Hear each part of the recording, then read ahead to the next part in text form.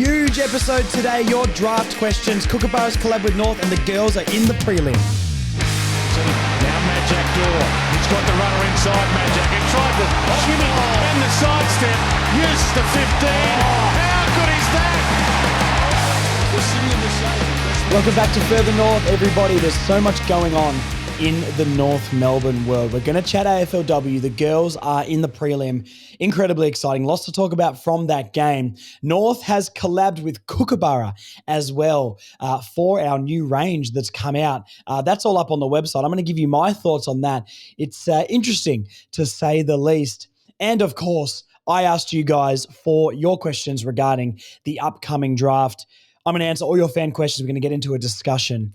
It's just me today. You and me are going to sit down, have a conversation, and it's going to be old school like that. So, look, plenty of topics to talk about. We're going to keep this episode short, sweet, and tight. So, before we get into it, please follow on YouTube. If you're watching on YouTube, click that subscribe button.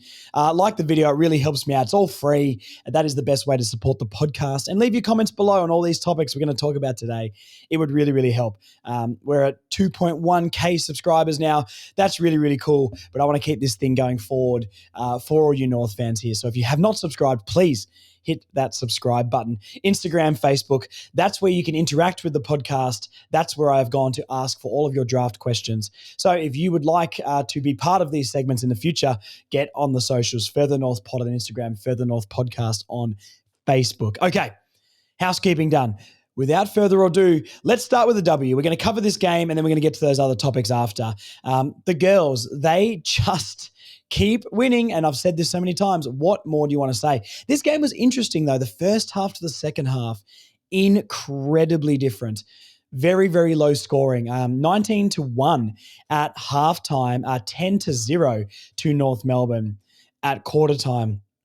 Credit to the Hawks. They came out in this one, and the pressure really got to us. We weren't being able to move the ball fluently, link up from our back line to our forward line.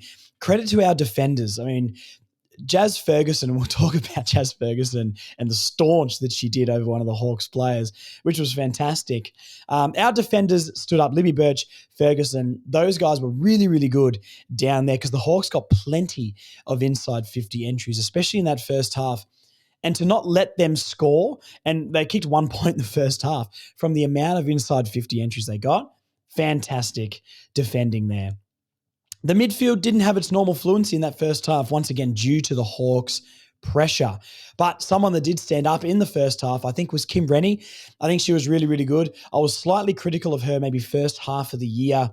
I never thought she was bad, but I thought there was ways she could impact around the ground more, and I think she's really done that, being a really good marking option around the ground and also pushing into the forward line to be able to get shots on goal and things like that. So, look, speaking of Kim Rennie, she kicked the first goal of the game. Really set us off there after some crazy Hawks pressure. And it was an absolute dogfight. Second quarter, Alice O'Loughlin scores again. We score again. Alice O'Loughlin's first goal of the game. And even though it was only 19-1 at halftime, it felt like we were on top. We just needed the dam to burst a little bit. We knew our skills were going to come over the top. Can a team like the Hawks or any team sustain that sort of pressure for that amount of time for a full game? Probably not. And that, especially the fourth quarter, really, really opened up. It was really chippy in the first half. I'm going to talk a lot about Erica O'Shea. I mean, we had her on the pod. She's become one of my favorites, but I love the way she goes about it. She's got a mean streak in her, and there's a bit of push and shove. There was some jumper punching from the girls, which was very, very good to see. I love a bit of biff. Erica O'Shea is not afraid to fly the flag. She was in there scruffing people, getting in people's face. I love the aggression. Erica's probably my player of the game. I think we're going to do a little player of the finals, a finals MVP for the girls as well. There was a bit of chatter about why doesn't the Bricky Wall Club champ go into the finals? Well, regular season awards. Brownlow doesn't go into the finals. MVP for the NBA doesn't go into the finals. That's how I just assumed these things work. So we will do a finals MVP. Put your 3, 2, 1 votes down in the comments below. And we'll get to this at the end of this thing. But spoiler alert, Alice O'Loughlin Lachlan. Erica O'Shea, too many O's. Erica O'Shea was my player of the game. I thought she was fantastic. Let's go through a few of the stats and then we'll talk about more of the second half. But, you've got Garners and Riddells doing what they do every week. And this is in no way, shape or form trying to do any sort of discrediting to what they do. They didn't feel like on the eye test, even though I knew that they were going to be pulling good numbers, like they were as dominant as usual. I mean, look, honestly, 26 possessions for Ash Riddell is low, which is a crazy thing to say. That's like her at halftime usually. But Erica, 24 touches in this one. She was fantastic. 551 meters gained. I just love the work she does around the half back line and to push us forward, especially when Libby Birch and Jasmine Ferguson and, our defense, Carney was down there doing so much good defensive work. We would get the ball to, Gat would run down the wing sometimes and pick up the ball from half back. But consistently, Erica O'Shea is doing that and she progressed us forward so much. She even found the ball sort of forward to center a lot more and was delivering into the 50 as well, which was fantastic from her. Another really solid Tess Craven game. She has just slowly grown into this season, quieter at the start. Once again, this girl does not miss a kick. Some of her delivery, she delivered a pass inside 50. And I'm doing the thing that I did with Boomer Harvey when he was outside the 50-meter line and the camera wasn't showing you who is available in front of him. He would kick the ball and I'd go, it's going to land on someone's chest. Tess Craven is exactly the same. The best disposal in the AFLW. I don't want to hear anything else other than that. So many good performers. Bella Eddy, she just does what she does every single week. And there's a few, we always talk about these sort of players, right? There's a lot of players in this team that don't quite get the plaudits. And even though Amy Smith only had 8 touches, she is another one that I think is never rated high enough, but they always do what they need to do. Now, my favorite thing from this game, Jazz Ferguson laid a tackle or, a bump in the middle of the ground and stood over the top of one of the Hawks players. I posted it up on Instagram. It's fantastic stuff. She just stood over the top, shrugged the shoulders up a little bit and said, not in my house. And I absolutely love that. And that's the stuff that we want to see. That's the stuff that makes the AFLW exciting, is going to get people to come back and watch more. And this was a fierce competition. I mean, Hawks North in the W is a fierce competition. And it feels like there's a rivalry brewing here because I haven't seen a W game be that scrappy, which I love. Anytime the lads get around the biff, I'm going to be there.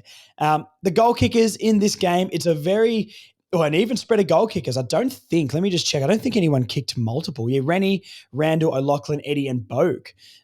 They were all on one goal. And realistically, there was no more goals than that. I mean, 5 goals, 12 North Melbourne kicked in this one. So, yeah, a grubby affair at Icon Park. It really opened up in the second half. The Hawks were dealing with a lot of injuries as well. We would have beat them anyway, but the Hawks really, 3 or 4 players went down and it looked pretty bad. Some of them came on.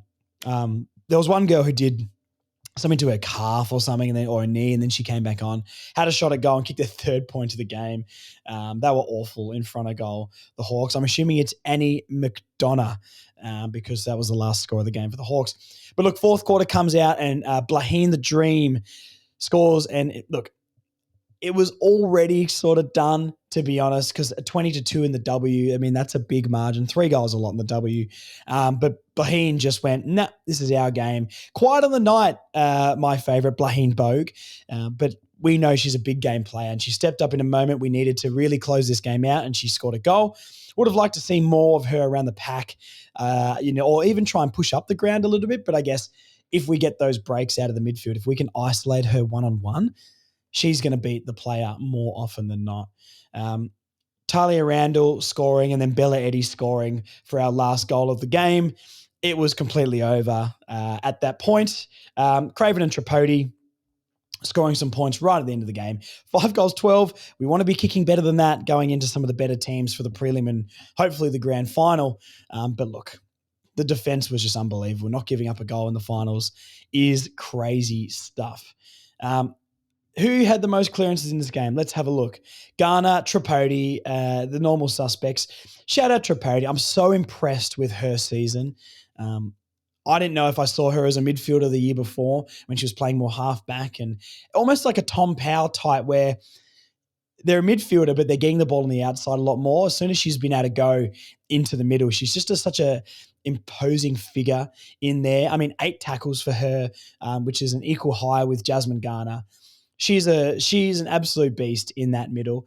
Ruby Tripodi, shout out. Almost my most improved player of the season, I would say. She's stepped up in a massive, massive way. And then we saw when Garner went down and Emma King went down as well in that midfield. Did we really drop off that much? No, because people like Tripodi stepped up. Jenna Bruton in this game, I thought she was pretty good. 17 touches, laid a lot of tackles.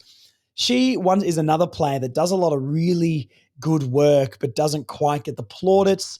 But I think she was really good around that half forward line, distributing the football into the 50 or getting that ball out of the pack and handballing it off. So, look, it was a really, really classy affair from us in the second half, matched with that gritty first half. You knew the dam wall was going to burst eventually. We just kept at our game, and the Hawks were never going to keep that up. We really dominated this game in the end. So, look, on to the prelim. We'll see who we are going to face next week. I don't think we know that yet. I haven't looked at the fixture or the table on who crosses over and what teams we could play. But hey, I don't care that much because we're going to beat them anyway, and we're going to hopefully be in a grand final. But a week off for the girls, so hopefully nothing too irresponsible. Get in the ice baths, get in the Harry Shearer program, and we'll see you girls in the prelim. Please play these games not on a Friday night or a Saturday afternoon because I can't go to them. I want to go to the games. Saturday nights, please. That would be fantastic. Or Sundays. That would help me out a lot because I work until 7 on a Friday and 3 on a Saturday. Come on. I need to be down there. I want to see the girls win the flag. All right. Should we go draft questions or should we go Kookaburra? No, we're going to go Kookaburra because these are quicker topics and then we'll get to the main part of this podcast. Okay. Kookaburra. North have released their away Guernsey. And this is all part of this Kookaburra chat. So North have signed a deal with Kookaburra to be the makers of their kit for this year, basically. Kookaburra is designing it all. And that's an interesting collab because I haven't seen Kookaburra. I'm a massive cricket fan. I'm so excited for the Ashes. I love Kookaburra. But I didn't know that they were really like a kit manufacturer or made sporting merch and things like that. Anyway, last week we got the unveiling of our new away Guernsey. Now, changing the bounding rule, bad move. We should just have those two. And I think maybe almost like the soccer, there's a home and away and like a third kit. The blue and white stripes, always for our home. Obviously, the bounding rule is too iconic. I think that has to be our away Guernsey all the time. And I wouldn't be afraid of something experimental. They've gone experimental. And let's just say I'm not a massive fan. Now, I'm sure you've all seen the away Guernsey. Put your thoughts down below. I went back and forth with some people on Instagram in the messages just about their opinions on it. Bright Niles, a very popular listener of the show, he has been on the live stream before. He is a big fan, and I am not. And it was interesting because I'll tell you what I don't like about it, okay? And get it up in front if you haven't seen it, because I'm a fan of a white-based Guernsey. Now, it looks like they've tried to recreate the mid-2000s, the Nathan Thompson era double Cobra Guernsey from that time with the white base. And I love the white base Guernseys as the alternates. But the kangaroo down in the bottom left looks like the most clip art thing. I don't know how much money or how much time was spent making this, but you've basically got a white Guernsey with a blue kangaroo in the bottom left or bottom right corner, sorry. To me, it's just lazy. It's lazy. It's just not something. And most of the discourse has been negative on this, and I understand it. It doesn't look great. It's not going to look great to play in. I will not be picking this one up. One thing that we've also done with the Guernseys, and we'll talk about a few more of the merch range that they've released because I've got it all up in front of me here. There is one part of this collab that I really, really like. 13 Cabs is now a sponsor where the chest would be at the top of the stripe through the middle of the Guernsey, under the collar. It's orange, and it just looks bad. It just looks bad. On the home Guernsey, blue stripe through the middle, and an orange 13 Cabs. It just looks tacky, to be honest. We've got a new major sponsor as well on the back with Chick. I don't know what Chick is personally, but is Mazda not the major sponsor anymore? I thought they were co-major sponsors. Mazda is on some of the merch, like the jackets and the shirts, but it doesn't seem to be on the Guernsey, unless I'm looking at something wrong here. On the website, I'm looking at the Guernseys for sale. It's got Intrepid at the top, under the collar, and Chick at the bottom. Let me see if I think I've got a screenshot of Shiesel here. Yeah, so there's no Mazda on the back. It's only on the front. So, yeah, I know we need money as a club, and if this helps our football club, I'm not against it. But from a pure looks perspective, the 13 Cabs is tacky, and it just stands out. And honestly, for 13 Cabs, I know their logo is orange. If you made it white, it would stand out more on the blue stripe, because it just looks like there's a mark on the Guernsey. So let me know what you guys think about that. Let me know what you think of the away one as well. I'm not a fan at all. It's probably a 3 out of 10 because it's blue and white and it's got a kangaroo on it. But it's probably one of my least favorites that they've done, to be honest. A way to improve it, the kangaroo should be higher across the stomach. And I think trying to play into that outline of the kangaroo like it originally was, I think you can do a modern version of that. The fact it's like a block kangaroo, it just looks like a clip art kangaroo. And that is something I feel like a kid could design at school. So anyway, look, I don't want to badmouth it too much. I love my football club, but yeah, a miss on this away Guernsey. And going from the Bounding-Roo to this, big downgrade. Charlie Spargo did the unveiling video. I've got a photo of it here. I mean, look, even the graphic with Spargo sort of shooting him from below and up, it just looks a bit weird.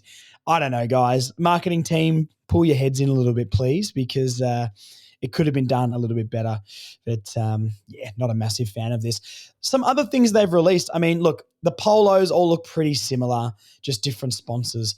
The one thing I do like is the training top. It's almost got this like glitch graphic through it, and the kangaroo is sort of the glitchy outline. If they could put something like that on the Guernsey in that same position as a throwback, like a more accurate throwback to those 2000s ones. I've got the 2000 one behind me in this video right now. I love it. I think it's great. That Nathan Thompson game is arguably my favorite game I've ever seen. Obviously Frank the Tank, but aside from those games.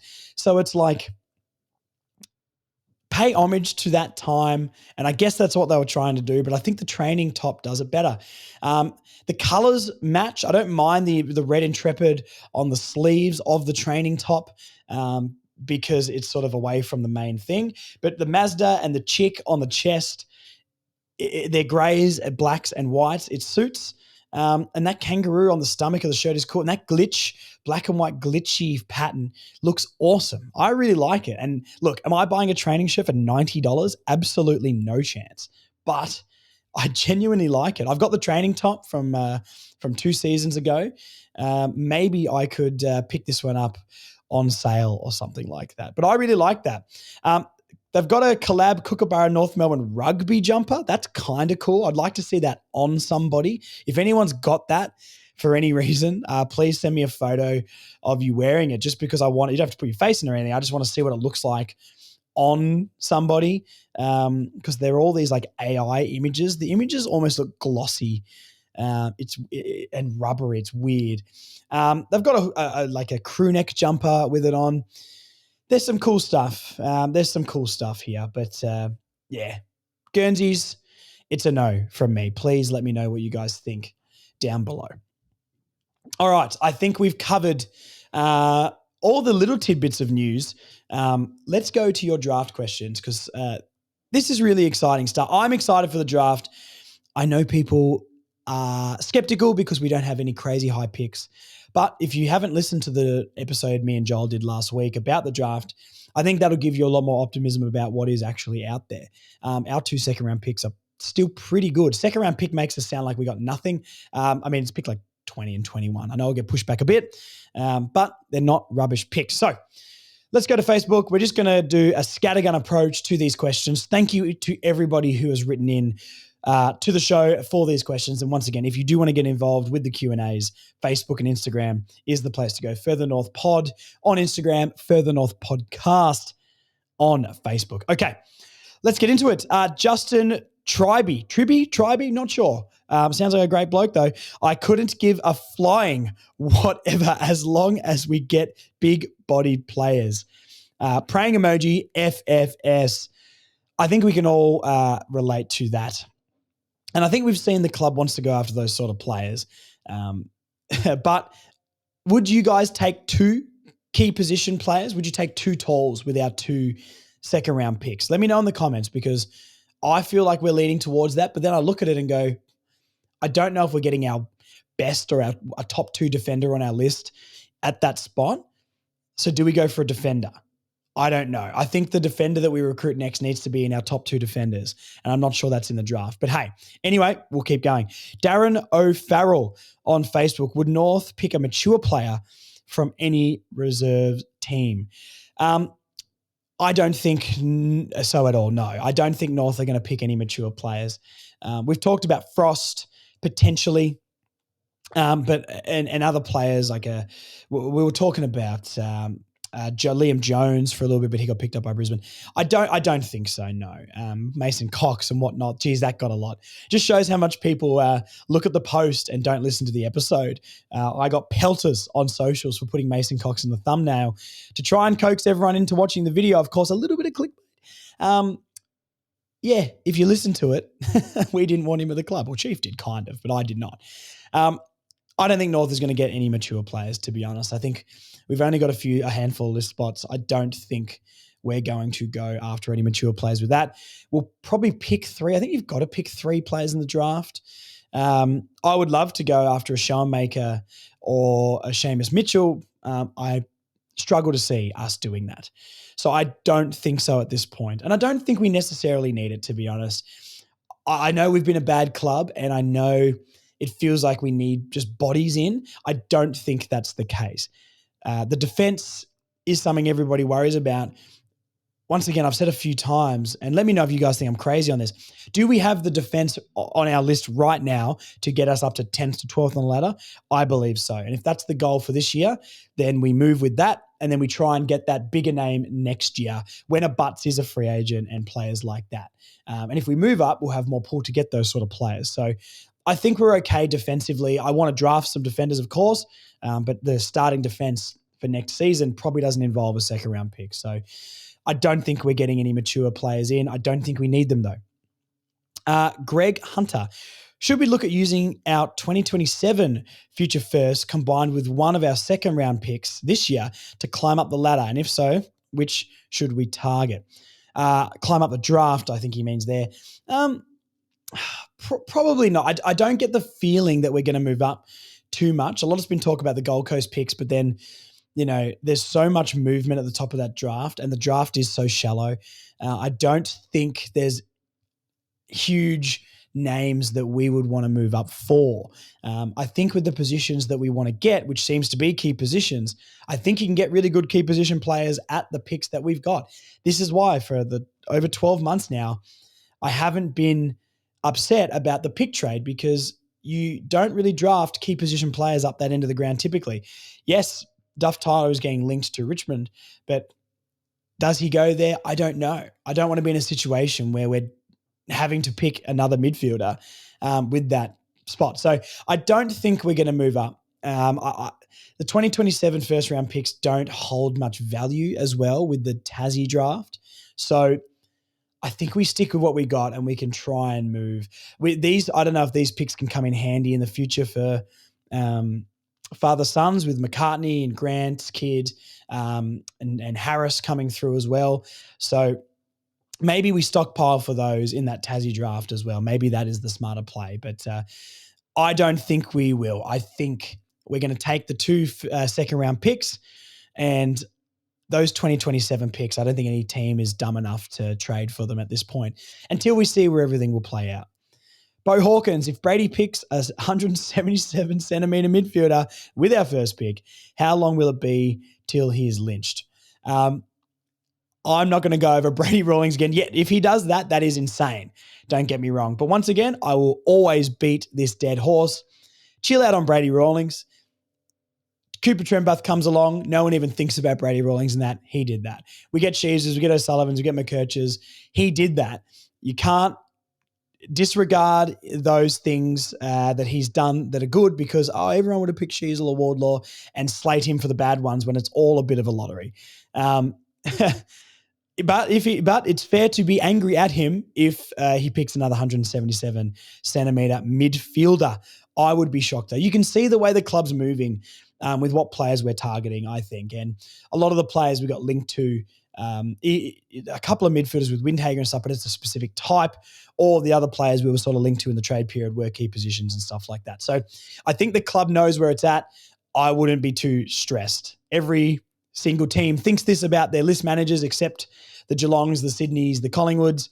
Chill out on Brady a little bit. Every team's got shockers.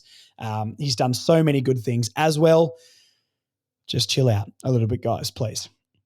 Bob Clark, Fremantle occasionally used Logue as a forward in his last season, and he showed a bit. He's strong and fast. Is it worth considering giving Larky some support rather than Darling?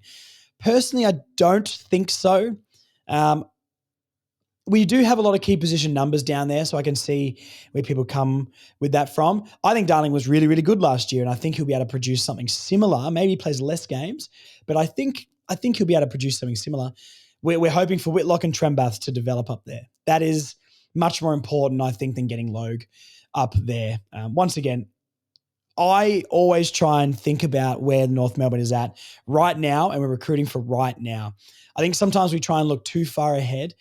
Logue going forward in the forward line isn't going to be a thing. In the defense, that if he is going to hold a spot in this team, that's where it's going to be. So I probably would not do that. He did move over to North to play in the defense. Fair enough that he probably hasn't done enough to hold his own spot down there, but I do believe that he can come back and be a good player next year. I think give him a preseason, give him next year to show what he can do because he's been good. He's had good patches for us, and if he can put it together, I do think like Dawson, Comben, Logue is a pretty good start to get us up to 10th to 12th on the ladder. That's the way I view it. So probably not for me. If Darling ends up not playing as much, Larky, Trembath, and then hopefully a Whitlock up there. So we'll see, or depending on the draft picks, but I can't imagine draft picks in the second round are going to be getting many games next year. Jack, Mazengarb. Jack Mazengarb.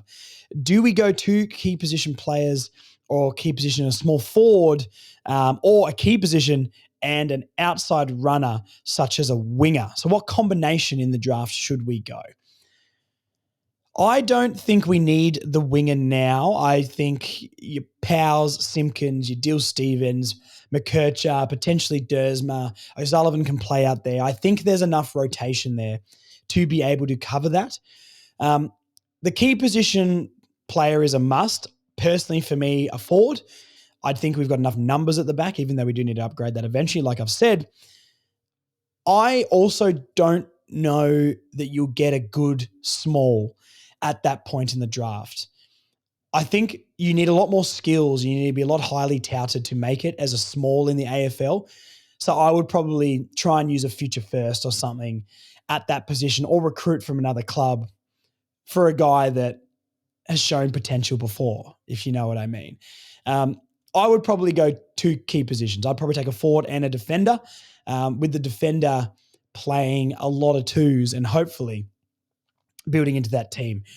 We've talked about Thurgold, and I think that if he can fall to that spot on the ladder for us, or the draft table, I think that would be the go. So I would probably go two key positions. I think we've got more than enough. If there's a standout small forward at that spot, I think maybe we could take a punt on that, and I wouldn't be upset as long as it's a key position forward. I'm a bit more relaxed about what we do with that second round pick. So That's probably where my head is at. But as for a winger, I'd probably rather take like a defensive half back or a guy who could be that small lockdown defender than I would a winger. I think we've got more than enough numbers there. All right. Brighton Isles. Does North's delistings from this year already show us an insight to who we might draft in terms of positional needs moving forward? Does the potential future delisting / retirements enter that equation too? No doubt it does, because they would be planning years in advance. We've heard clubs like Carlton get upset when they tried to change the father-son rules, and they've been trading around picks for 3 years to try and get the points. So the list managers and the whole recruiting team would know 3 years down the line and have a plan about who's coming out of contract in those times. His first point, like, do the delistings show maybe what we're trying to draft? To a degree, I think it more shows where the club is at. Like, as an example, I'll use 2 examples here.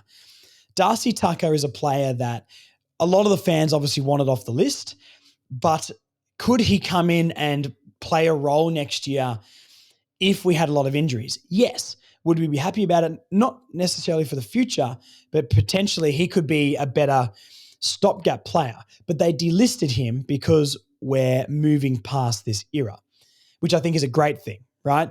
So moving past those Darcy Tuckers, Will Phillips is in that conversation too, like it or not. Will Phillips is in that category as well. He's a better player than Darcy Tucker, but a player that maybe isn't part of the future and hasn't done enough to earn his spot. The other thing I hear a lot of people say about North is like, oh, we got to stop getting these list cloggers. Don't go and get like Constanti as an example. And I don't believe Constanti is a list clogger at all. I like him. And I think if he can get his goal kicking boots on a little bit more, as a 20-year-old as well, he's got a bit of future. But people are like, oh, another list clogger. North needs to stop getting these list cloggers. What we all thought Dylan Stevens was, not me though, Toby Pinks, give these guys a little bit of time. And Constanti's in the category of, could he do what a Pink and a Stevens did? Second year, give a guy more than 12 months, they could be good.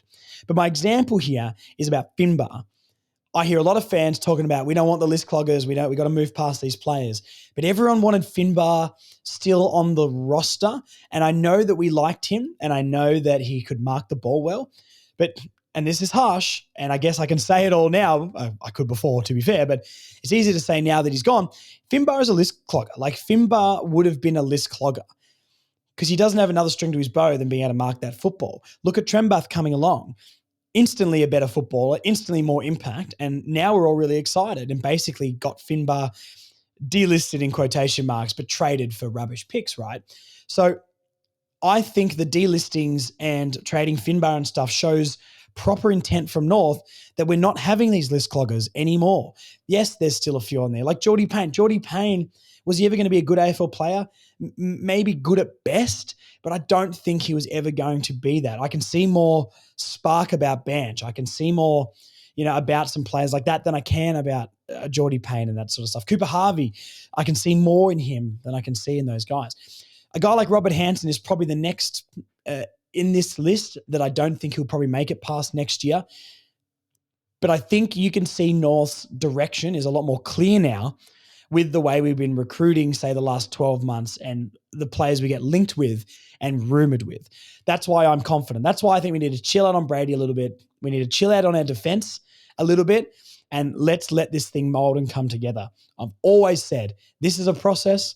This is not going to be a thing we turn it around in 12 months. This is a 2 to 3 year thing down the line. And once we're there, we're going to have the best time of our lives. But until then, let's enjoy the journey and enjoy the improvement. So I think the delistings do show a lot about what we're trying to do. We know the players we need, and we're going to try and get them, and there's more direction there, which I am happy about. Dwayne Mullen. Would we possibly draft Cody Curtin? Now, let's pull up Cody Curtin's profile here. Cody Curtin from Claremont, a key forward, 200 centimetres. Looks like a big body. Obviously, can't show anyone's weight anymore because they'll get sad. But he looks like a big unit for his age. Cody Curtin's rough draft range is about 35 to 50, it says here. So that is probably after what we're going to... those first 2 picks, right? We've got picks in that range. And if he falls and we say we take a key position player and like a halfback, a winger, or a small forward with the second round pick, These are the sort of guys you've got to take a punt on. When Joel comes back on, I'll ask him about him. He's going to have a lot more of a scouting report on him.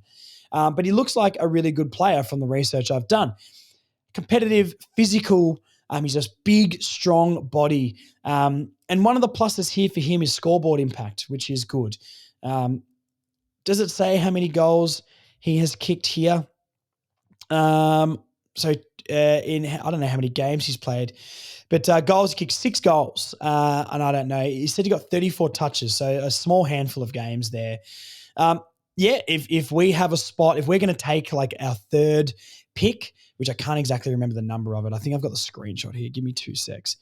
If we're going to take players around that area, here we go. We got pick 46. So say pick 46 is open, and we've taken a key position player and another position there, and he's on the board. Absolutely someone that I would like to give a crack to, because these are the sort of players we need. So big body, contested marking, gets on the scoreboard. His speed and his running capacity maybe isn't there, but a much more a Harry Mackay-esque type forward, where he can leap. He's got a lot of body strength. He can take a good mark and he gets on the scoreboard. So yeah, I would not be against that with our third pick in the draft. I don't think we're drafting past that. Our next pick is 57. I don't think we take 4. The only way we would go down to that pick is if we trade one of the other picks, but I don't think that's going to happen. So yes, I would be looking at him, but obviously if we've taken 2 key position players with the 2 second-round picks, no, because that's too many tall people on the list, and then we're just delisting people for fun at that point. Okay, what have we got here? Justin Smith. With Hawthorn apparently into Zach Butters, would North consider trading a future first to the Hawks for 10 and 22? Gold Coast pick 24 is likely to get eaten up with bids. We could then trade the first 2 picks of night 2, 25 and 26, to get back into 2026 for first round. Look, hypothetically, it all makes a lot of sense. So the first part here, would North consider trading a future first to the Hawks for 10 and 22? The only future first we've really got of value would be next year's future first. I don't think the Hawks would do that personally. I don't think, if we say we packaged up, 2025 and our future first next year, do we get pick 10 from the Hawks just with that? You could.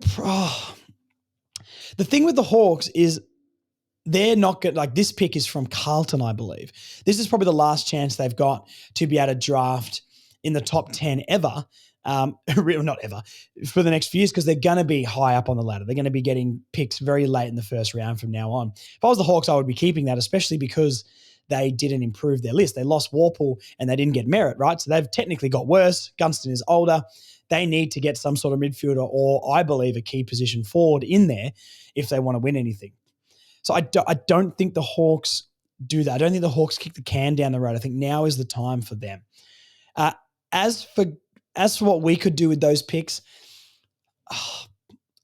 I just think key position-wise, we can still get good value where we're at. And getting a couple of decent key position players in our first 3 picks, I think that's where we're going to be going. So would the Hawks do that? Not for 10 and 22, I don't think. I think that's probably a little bit too much, especially when the Hawks, if they got Merritt, I think we could get those a lot easier. But I think they're going to value their picks this year and potentially next year. And I don't think they would see much in our second round pick, because they just need the most talented person they can get into the club, and they need that midfielder. So I don't think so. It sounds really nice on paper though.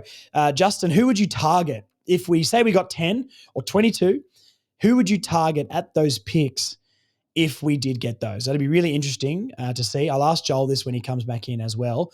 But who would you target? Who would you have in mind? I'd like to know. Gold Coast pick 24. There's going to be so many people going around this pick. Could we trade them, trade them for that and then get back in the next year? Our first round pick next year is going to be pretty good. So I would probably stick fat with what we've got. I think we're trying to move too many picks around here. Hypothetically, FIFA career mode stuff, I think it could work. But no, I think we've got a decent hand this year. Remember Whitlock last year. I mean, say we drafted a guy like that this year and we had our first pick still, we'd be stoked. We've just had an extra 12 months into him on top of, getting an extra pick last year. So I think we're in a pretty good spot. I wouldn't be doing too much moving. Paul George _018 on Instagram. Get Sam Frost for 2 years. I would not get him for 2 years. That's too long. 1 year for Sam Frost, I would say yes to, but I don't think we're going to offer him that. Once again, having Logues, Cause, other players in that back line, like Whitlock can play down there and that sort of stuff. Pink, we've got a lot of key defenders. Just have a look at the list and look at all the key defenders we've got. We've got a lot of them. Do we need to upgrade? Yes, but I said this at the start of the pod. The only way I would be getting a key defender into this club would be if they're going to be, second round pick, a prospect, happy to go with that. But the only way I would be, getting anyone who's not like a second round pick into the club as a key defender would be if they're going to be in our top 2 key defenders. Chom is our long-term interceptor. I'm backing Dawson to take that spot. I would want Frost coming in and playing over Dawson. I know everybody's out on Logue. I think, once again, let's just see how he goes this year. He's in his prime of his career. He's enough removed from the injury now, I think, to be able to contribute next year. And if Toby Pink has to step up and play in that role instead, that is fine because he was really good last year. And if anything, Pink probably deserves the start of a Logue. I think Logue's just got the high potential. So, I think that key defense and defensive unit gets us into 10th to 12th, which I think is the goal. And then we move forward from there and get that Butts or get whatever player we can fit into there. That would be my preferred. So let me know what you think of that. Tony Landrigan, any danger we can target a backman? Simpkin needs to play a role, as do others. I'm assuming there's a 2-part question there because I don't know what Simpkin's got to do with the backman. But we've only been really looking at backman, to be fair. In the draft, I think at this point, I think they're looking at backman. And the reason I believe that is because a lot of the free agents and trade targets we got linked with were defenders. So it shows me that the club knows where they need to be. But I just don't think we're going to don't expect to get a defender as a second round pick and then come in and play a game straight away and be really good. You should be wanting Will Dawson to be doing that and potentially Whitlock, even though I think he should be a forward. So they're the players we need to be looking at, not the second round picks to be doing this. If a second round pick gets drafted as a key defender, they're not playing next year. There is no chance in the world. Not when you got Pink, Logue, Core will play over them if people like it or not. That's just the reality. I'm not saying that would be my preferred, but I'm just trying to lay it out so everyone can know what the reality of the situation is. So don't get too excited, about getting a key defender and thinking they're going to come in round 1. You can get excited by the potential, the development, and 2 to 3 years' time after playing in the 2s, do they get on the Will Dawson plan? They become hench. If we get a key a forward like that, you can get excited about that. But, I wouldn't be going crazy over our second round picks for this year. I would go crazy, and I'm excited about the second round picks to see what roughies we can get for the future that can develop. But I don't think I'd be too excited about them playing in 2026. As for Simpkin needs to play a role, wings the role. He said that himself. He played great on the wing. A big year from Jai Simpkin. Obviously no captaincy for him. I think he's going to have a very, very good year for North Melbourne. Harley Harbour, I feel a 2026 first round pick is going to get traded on the night. You think we're going to trade ours or there's going to be a 2026 pick? Harley, let me know what you would trade it for. What would you trade that 2026 first round pick for? What do you think would be fair? Would you go after future picks? Because I probably wouldn't with Tassie. Are you going to use that pick to trade up in this draft? We sort of had a question about that before. I probably don't see that happening personally. But if there's a player that you want to get, and I can't remember the gentleman's name Justin, if you guys are going to do that, who do you want? Who do you want in the draft? Let me know. What key position? Because, you got Duff Tyler and you've got the Carlton one, Blanche, I think his name is. What key positions from then to like the mid-20s do you want to get with that pick? Because we all want key position players, and if we're trading up into the first round and don't take a key position, I think we would all be mad. So let me know. Let me know because I want to know. All right, where are we here? Nathan.r.c on Instagram. What will be Brady's go-to snack on draft night? Great question to finish out the questions here. Brady Rawlings draft snack. Well, look, on the first draft night, genuinely nothing because he's not going to be doing too much. It's going to be really interesting. Me and Joel are going to do a pod on after the draft so we can know which players are left and who we're going to target with the opening picks of night 2, which is going to be really exciting.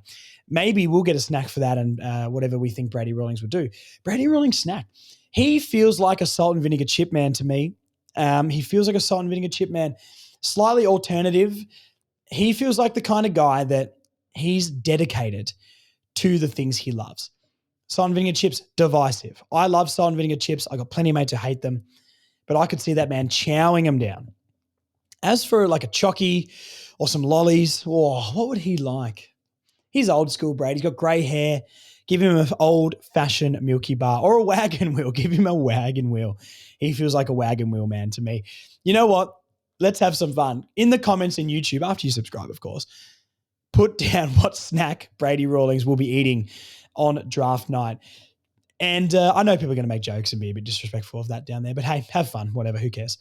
Don't say anything too mean though, seriously. It's a friendly place around here and we're all friends. All right, that is the fan questions done. That's really all the talking points. I mean, we're about 45 minutes here. Short and sweet. Under an hour for this episode. Thank you for listening to me just ramble on. The only other dot point I've got here, we've got a North Melbourne power couple, guys. Taylor Gadd and Jacob Constanti have, I was going to say tied the knot. They aren't married. They are dating, though. It's so exciting. We've got an inter-North collab here. It's bigger collab than Kookaburra and the North Melbourne Football Club is Taylor Gadd and Jacob Constanti. A classic Gen Z couple. I'm seeing them, Taylor Gadd's story through the podcast page, and they look like they're having fun. Jacob was leaning back in his chair in the car texting, and Taylor's trying to take selfies with him. So that was very, very funny. But hey, congrats to those guys. Hopefully they have fun and they stay together forever. They get married and yeah, don't break up the clubhouse. That's all I'll say for that one, please. But no, look, I'm sure it's going to go very, very well for them. So look, North Melbourne power couple. See if you can spot them at games. Just being little lovebirds, young love. It's very, very sweet. But good luck to those guys. And yeah, I'm sure they're going to both be North Melbourne superstars one day. Taylor Gatt, North Melbourne W Hall of Famer. And if Constanti can get his kicking boots on, maybe he goes down as an all-timer for North. That would be fantastic. Anyway, that's about all we've got to talk about. So please subscribe. Once again, it helps me so, so much. Thank you for supporting the show. We'll be here every single week for draft updates, draft reviews, previewing all the W stuff that is going on. A week off the W now, feet up, and it's going to be draft time, baby. So we'll see how it goes. Thank you so much, guys. Please like the video. It helps me out so much. Leave comments below. Get on the socials. Follow the Footy Fan Network as well. We're doing good stuff over there. And we'll talk to you guys very, very soon. See you soon.